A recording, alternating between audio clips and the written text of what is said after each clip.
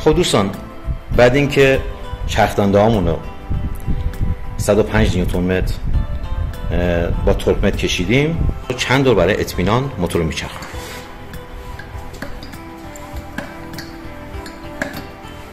ببینید موتور به راحتی داره میچرخه بدون هیچ گونه مشکل. و برای اطمینان کاملتر پیستون 1 و 4 رو بالا میاریم. تو این حالت باید میل و آدمک‌ها با همدیگه نگاه کنن.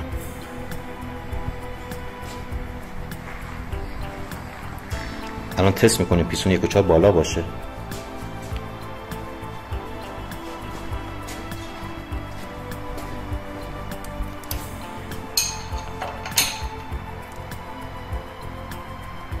ببینید دوستان، الان پیستون 1 و 4 بالاست و تو این حالت اگه توجه کنین ببینید با آدمک‌های ما دارن به همدیگه نگاه میکنن. ببینید